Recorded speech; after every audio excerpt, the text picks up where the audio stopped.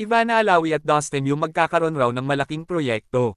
At katulad ng inaasahan ng mga fans, love team sila. Sabay-sabay natin yan alamin ang kabuuan kung totoo nga ba ito.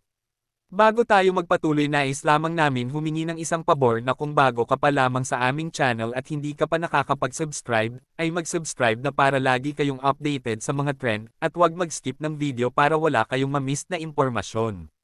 Ivana at Dustin, may nag-aabang na proyekto paglabas ni Dustin. Ayon sa isang kilalang direktor, may potential daw kasi ang chemistry nilang dalawa, ngunit tila nagbago ang ihip ng hangin dahil parang hindi na masyadong interesado si Ivana para dito, dahil marami pa raw mga sponsor at invite sa kanya sa iba't ibang programa sa telebisyon. Komento tuloy ng isa sa mga netizens, kaya raw nagbago ang isip ni Ivana dahil may nabubuo ng panibagong kapareho si Dustin at yun ay si Bianca De Vera. At may nagsabi naman na hindi naman raw talaga seryoso si Ivana kay Dustin dahil may nanliligaw rin sa kanya, lalo na ngayon nakalabas na si Ivana. Mas marami daw ang nagpapapansin kay Ivana outside ng bahay ni Kuya, ngunit wala pa naman pahayag na talagang ayaw ni Ivana. Tanging hindi pa talaga naglalabas ng bagong impormasyon ang nangunguna sa nasabing project, dahil sa katunayan hindi pa naman ito effective, dahil hindi pa ito na ilo-launch kasama ang mga pangunahing tauhan sa pelikulang gagawin. Kung sakali naman daw hindi pwede si Ivana at Dustin, ay patuloy pa rin pipili ang creator ng project kung sino nga ba talaga ang karapat-dapat para sa character.